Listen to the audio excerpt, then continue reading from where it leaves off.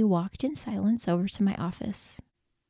But if I was honestly to tell this story with as much real silence that was in that counseling session, you guys would all tune out because it would just be a bunch of dead air.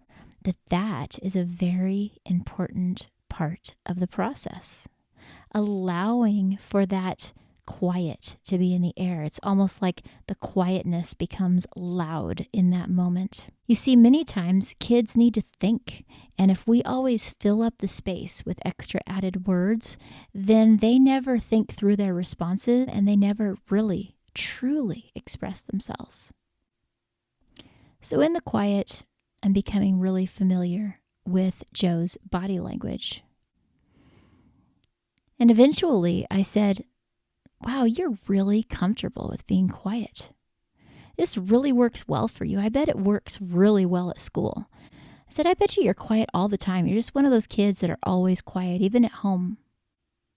And he looked right at me, and then he shook his head, no. And I said, no, you're not quiet at home. Well, I'm curious. What time of the day at home, or what are you doing at home when you're not so quiet?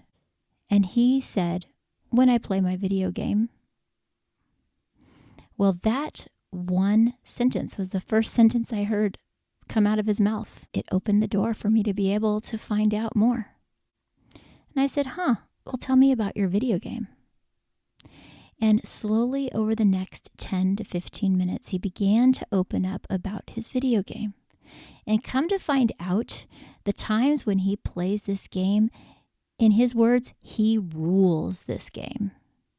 He said he's the king. As a matter of fact, that was his avatar's name, is King. And he described to me what he looked like and how he was the leader of his clan in that game. And everyone respected him and everyone knew who he was. And he felt powerful in that space. And I asked him a simple question. I said, I wonder if you were a little more like your avatar king in the classroom. I wonder what that would do for you. I wonder what that would be like. And he sat quietly. You could see him thinking, you could see the wheels in his mind.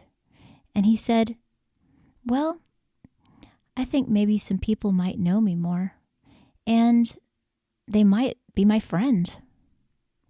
And I said, oh, what would that do for you if you had some friends that saw who you were and wanted to be your friend? And he said, well, maybe if that happened, maybe I'd smile now and then. The moment was powerful. It was like you could feel it in the air. So I just asked him another really simple question. I wonder if you could do that. I wonder if you could smile. Just maybe once tomorrow. And immediately he said, no one will notice. No one even sees me. No one, especially my teacher. I'm sure nobody will notice. And I said, well, I don't know. Maybe. You think you could try it? And he said, all right, I'll try it. I said, you know what? Just think of it like you're being king. If you're being your avatar king, what would happen? And at that point, he smiled at me. And it was great. It really was. It's so much better and even more rewarding to listen and ask questions and bring out the awesome in somebody else. Let them shine. I think about Joe and I think about all of the awesome that he was using in his video game. Now, it could have been really easy for me, and probably what he was expecting is for me to say, it's not good to play too many video games. Your mind is stuck in that video game. But you know what? Rather than that, I wanted to see him through those eyes. What about that situation makes him shine, makes him succeed, makes him be the king? That is what you want to find out.